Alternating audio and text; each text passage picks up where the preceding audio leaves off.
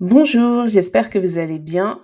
Je suis heureuse de vous retrouver aujourd'hui pour un nouveau podcast sur la préparation à l'année 2025 et les leçons que nous devons tirer de l'année 2024.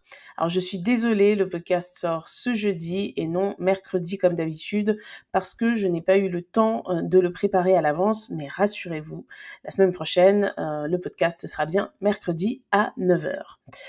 Donc, je voulais aborder ce sujet parce que, déjà j'aime beaucoup l'astrologie prévisionnelle, hein. Tous les mois, je fais un podcast pour la nouvelle lune, un podcast pour la pleine lune et j'espère continuer, ce rythme-là, en 2025 et en fait, je pense que c'est important de pas voir ça comme des événements isolés. C'est-à-dire qu'on est, des êtres cycliques, hein, surtout, les femmes avec le cycle féminin, mais même, l'humain d'une manière générale. On vit sur une planète qui est cyclique, qui a des saisons, il y a un cycle quotidien entre le jour et la nuit et on vit dans un univers qui est cyclique. Donc l'astrologie, forcément, elle l'est aussi puisqu'elle se base sur, les mouvements planétaires.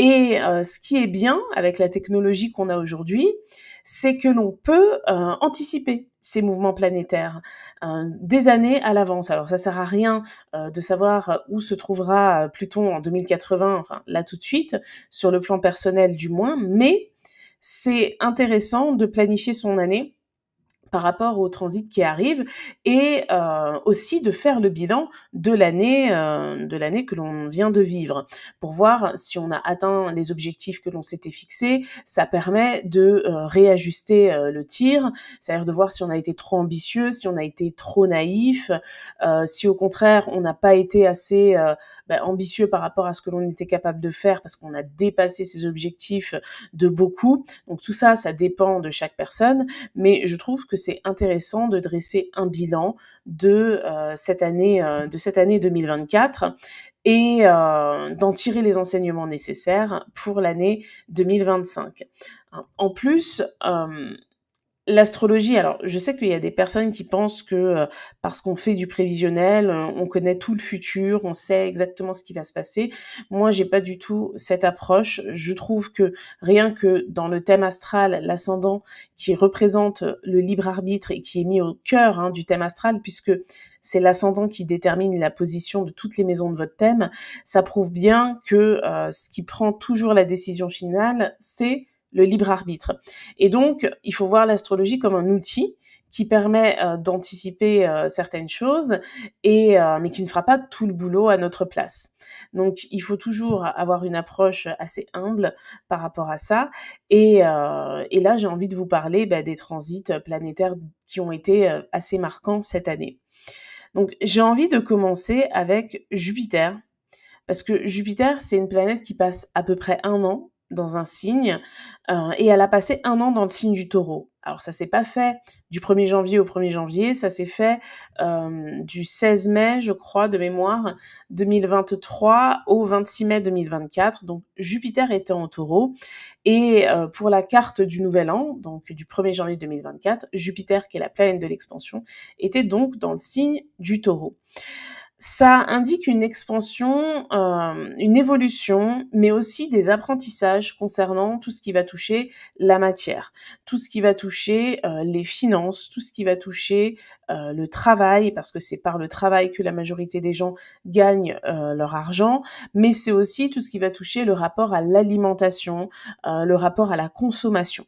Et cette année, ça a pu être une année très riche en apprentissage sur ces sujets et si c'est pas un apprentissage qui est relié à une formation, c'est-à-dire que si vous n'avez pas fait une formation en finance, par exemple, eh bien, c'est un apprentissage qui a été fait par la vie.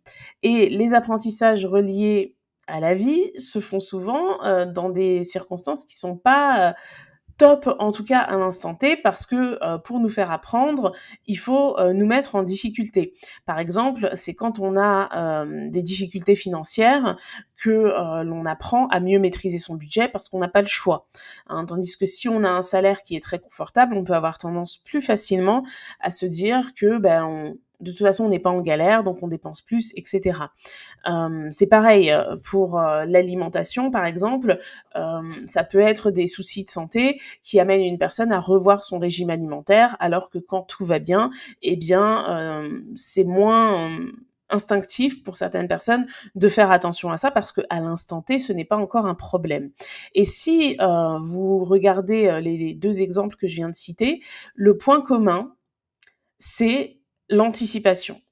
Et en fait, ce que je constate, parce que j'ai fait quand même pas mal d'analyses de thèmes et d'analyses de révolution solaire aussi ces derniers temps, donc j'ai échangé avec pas mal de personnes, je constate que l'anticipation, c'est pas quelque chose qui est forcément facile pour tout le monde. Donc, regarder les transits planétaires en avance, ça peut aussi permettre d'anticiper certaines choses parce que ça va mettre en avant certains sujets. Donc, quel est votre bilan par rapport à 2024 ? Alors, ce n'est pas encore fini, hein, bien sûr, mais par rapport à ce que représente cette notion d'apprentissage de Jupiter en Taureau. Bien évidemment que pour une analyse plus approfondie, il faudrait avoir le thème et voir exactement quel secteur de vie, donc quelle maison est impactée. Mais Jupiter, en étant dans le signe du Taureau, il a quand même créé une conjonction à Uranus. Et Uranus, c'est une planète de changement. Donc il y a quelque chose qui est voué à changer sur le plan matériel. Si on fait l'analogie par rapport à notre cher pays, la France, en tout cas pour les personnes françaises qui me regardent et qui m'écoutent, on voit bien que là, on entre dans une dynamique de restriction financière. C'est-à-dire que si la France, c'était un foyer, le budget est clairement en train d'être de plus en plus serré. Donc, la notion de changement et de liberté et d'indépendance portée par Uranus ne semble pas avoir, si je puis dire, été mise en avant dans ce qu'on est en train de vivre, mais néanmoins, c'est surtout le côté liberté, parce que quand on a des restrictions financières, on se dit pas que c'est associé à une forme de liberté. Donc là, je prends l'exemple au niveau de la France, mais au niveau personnel, parfois se restreindre, ça permet une liberté, mais une liberté qui n'est pas instantanée, une liberté qui est portée sur le futur. Et le Verseau, qui est représenté par Uranus, eh bien, c'est le signe du futur. Donc, si vous avez vécu des complications sur le plan matériel, sur le plan alimentaire, sur le plan de la santé en lien avec votre alimentation, sur le plan du corps, sur le plan du travail qui vous donne votre salaire, eh bien, il est possible que tout ce qui ait été appris cette année, si toutefois vous avez tiré les leçons qu'il fallait de ces épreuves, eh bien, ça apportera un sentiment de liberté, mais pas maintenant. Plus tard, peut-être dans 2 ans, quand Uranus entrera dans le signe des Gémeaux. Donc, il y a pu y avoir une forme de lenteur aussi à l'ascension pour beaucoup de personnes au cours de cette année. Pourquoi je dis ça ? Parce que le signe du Taureau, c'est un signe de terre et c'est un signe fixe, donc ça en fait le signe le plus lent du zodiaque, et donc l'ascension promise par Jupiter a pu être plus lente, mais aussi plus certaine. Donc, voyez comment ça résonne pour vous ce que je dis, parce que ça reste une explication générale. N'hésitez pas à poser des questions, à mettre des commentaires, etc. On en reparlera. Et voilà pour Jupiter, parce que c'est quelque chose qui a duré jusqu'au 26 mai. Jupiter en Taureau. Et après, il est entré dans le signe des Gémeaux. Donc déjà, ça veut dire qu'on sait maintenant que l'année 2025, elle va commencer avec Jupiter en Gémeaux. Donc une année jupitérienne Gémeaux, on est sur une évolution qui parle de relations sociales, qui parle de communication, de lecture, d'écriture, de tout ce qui touche la culture générale que l'on peut avoir, dans toutes les manières qu'on peut utiliser pour s'informer, se former, pour comprendre, pour apprendre, mais aussi pour transmettre. L'énergie Gémeaux, c'est une énergie qui représente aussi les déplacements, les petits déplacements plutôt que les grands. Les grands, ça aurait plutôt été l'énergie Sagittaire. Donc, on est dans une période actuelle où, alors ça reste mon point de vue, mais je trouve que il y a de moins en moins d'évolution sur le plan intellectuel. C'est-à-dire qu'on a de plus en plus, de machines qui font, ce que l'on n'a pas envie de faire. Je dis pas que c'est pas bien, hein, mais je pose un constat. Quand on regarde, par exemple, tout ce qui touche la vie, scolaire, j'ai vu il y a pas longtemps une prof qui témoignait et qui disait que les élèves savaient de moins en moins bien écrire, que c'était sans doute, relié, aux écrans ou au manque, d'investissement peut-être. Alors ça dépend dans les foyers, mais peut-être des écoles aussi qui sont trop surchargées. Enfin, il peut y avoir plein de facteurs, mais le résultat, c'est que les élèves aujourd'hui, par exemple les élèves de 6e, hein, je donne un exemple, ben, ils sont beaucoup moins bons que les élèves de 6e d'il y a 20, d'il y a 30 ans, etc. Donc peu importe la cause au final, parce que j'ai envie de dire, la cause, on s'en fout. Parce que pourquoi je dis ça? Parce que on débat souvent énormément sur la cause et on préfère faire ça pour se donner bonne conscience, pour voir qui a raison, etc., plutôt que de se concentrer sur le sujet. Le sujet, c'est que on lit moins, on écrit moins, on fait plus de fautes. Le QI général, je crois, qu'il baisse un petit peu. Donc, Jupiter en Gémeaux, c'est une expansion qui peut permettre effectivement de grandir sur ce plan-là. Et avec Jupiter, on n'est pas forcément dans quelque chose qui est non plus conventionnel et donc qui est relié à une formation. Parce qu'on pourrait faire de la simplicité et dire bon ben voilà, Jupiter en Gémeaux, c'est une année pour faire une formation. Oui bon, ok, mais tout le monde va pas entrer en formation en 2025.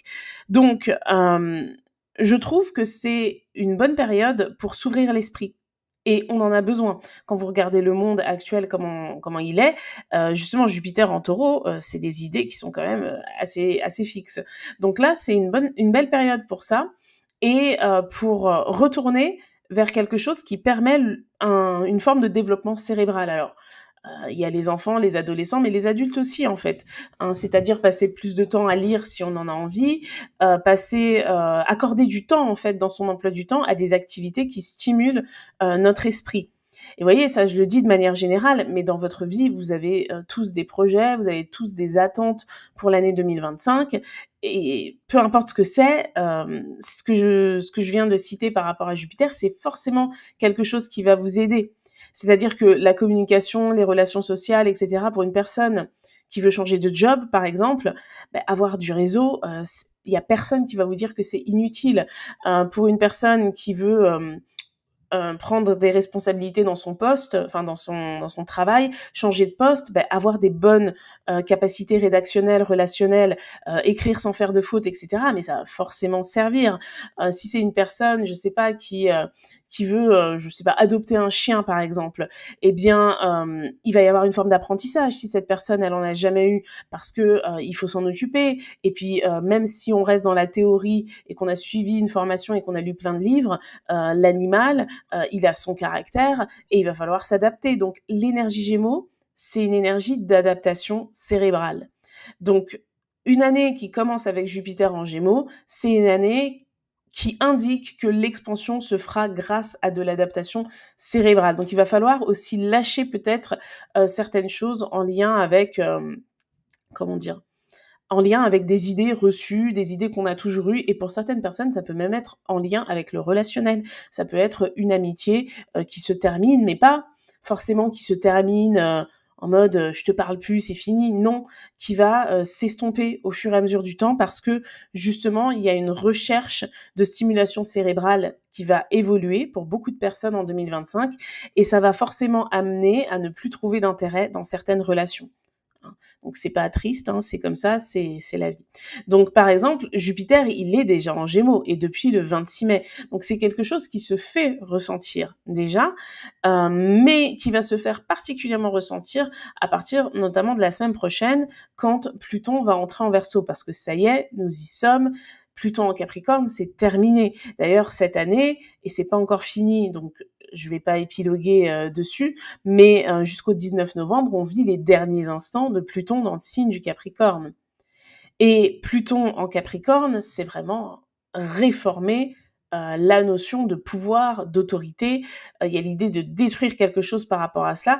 Et alors, ça reste mon analyse personnelle, mais je trouve que les grands transits planétaires comme ça, c'est-à-dire les changements de signes pour les planètes lentes, c'est pas forcément quelque chose qui se ressent à l'instant T. C'est-à-dire que le résultat de Pluton en Capricorne, on peut l'avoir en début d'année 2025. Hein, parce qu'il va quitter définitivement le Capricorne, là, le 19 novembre. Mais comme c'est une planète qui avance tellement lentement, elle va rester toujours un peu proche, enfin, elle va mettre du temps à quitter, si je puis dire, les degrés 1 et 2 du Verseau. Donc ça peut avoir un impact encore jusqu'au début d'année. Mais pas un impact sur ce qui est en train de se passer, parce que là, actuellement, Pluton sera en Verseau. Mais c'est-à-dire que ce qui s'est passé entre, c'était quoi? C'était le 1er septembre et le 19 novembre, je crois, les 2 mois à peu près où Pluton était est en Capricorne encore, eh bien, c'est des choses qui seront produites à ce moment-là, qui vont avoir un impact concret en fait. Parce que la destruction et la transformation portée par Pluton, c'est pas quelque chose qui est forcément directement visible. Hein. Donc ça c'est pareil, Pluton c'est la transformation, la destruction. Alors Pluton c'est pas une planète qui change de signe tous les ans. Vous voyez là maintenant elle va être en Verseau pour 2025, pour 2026, pour 2027 ça va pas bouger.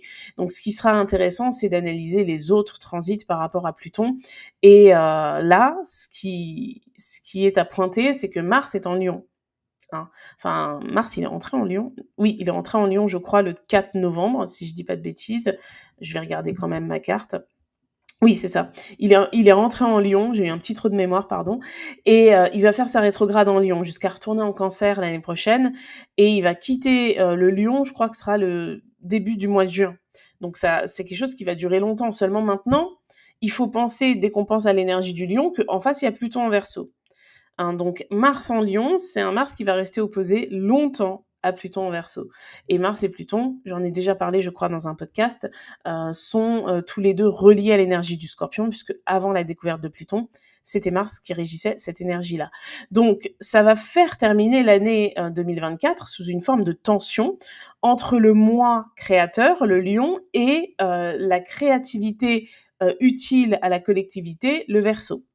Hein, donc, ça peut créer des tensions sur le plan social, mais aussi des tensions par rapport à des projets ou un projet qu'on avait mis en route qui va peut-être devoir soit être décalé, soit être remis en question. Hein. Donc, on termine l'année 2024, qui a été une année incertaine sur plein de points, notamment à partir du 26 mai, puisque Jupiter est entré dans le signe des Gémeaux. Et autant le signe du Taureau, c'est un signe fixe, c'est un signe ancré, c'est un signe qui évoque la notion de stabilité, autant le signe des Gémeaux, c'est vraiment une énergie qui part dans tous les sens, et on le voit. On le voit même au niveau de notre environnement, que ça part dans tous les sens, qu'il n'y a rien de certain. Encore ce matin, je regardais une émission sur l'immobilier. Est-ce que c'est le bon moment d'acheter, pas le bon moment? Est-ce que les taux vont monter, baisser? Enfin, c'est très incertain. Personne même ne peut apporter ce genre de réponse avec certitude. Quand on regarde l'élection américaine, personne n'était capable de dire à l'avance, avec certitude, qui allait l'emporter. C'était principalement des intuitions. Oui, je sens que c'est lui ou elle qui va passer, mais il n'y avait pas de certitude.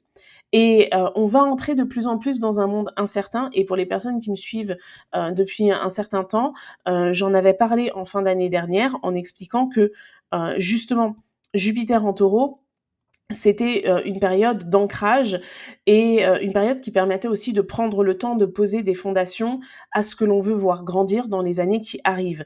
Parce que à partir de l'année prochaine, justement, on va avoir toutes les planètes qui vont... Alors, pas définitivement parce qu'elles vont faire des incursions. Je parle de Neptune, de Saturne et d'Uranus, mais en 2026, c'est fini. Neptune, Uranus, Saturne et Pluton seront dans des signes d'air et de feu. Donc si vous trouvez que le temps passe de plus en plus vite et que tout va vite, c'est normal et ça va aller encore plus vite en 2025 et encore plus vite en 2026. Donc on a la possibilité, grâce à l'astrologie, de pouvoir se préparer à ça. Donc, ce serait dommage de ne pas le faire. Donc, je vais brièvement vous donner les grands transits planétaires de 2025. Donc, déjà, Neptune va entrer dans le signe du Bélier. C'est une incursion parce qu'en fin d'année, il va retourner en Poisson, mais pas pour longtemps.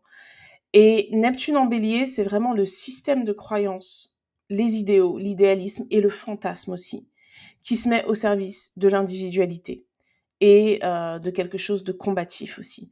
Donc à voir comment ça vous parle par rapport à votre propre vie, par rapport à vos rêves aussi, hein, mais on est dans une démarche d'action avec l'énergie bélier et dans une démarche de renouveau aussi. Pourquoi? Parce que c'est le premier signe du zodiaque. C'est très intéressant parce que Saturne va rejoindre aussi le signe du bélier et ça se fera le 25 mai. Hein, mais ça va pas durer longtemps puisque c'est le 1er septembre que Saturne retournera en poisson.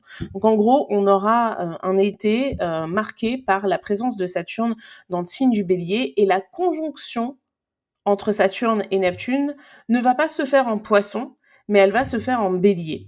Et Saturne, c'est l'autorité, c'est l'ordre, c'est le pouvoir. C'est aussi la planète du karma. Donc on verra ça plus en détail si ça vous intéresse. N'hésitez pas vraiment à mettre des commentaires. Mais dites-vous que Saturne, c'est la planète de la construction.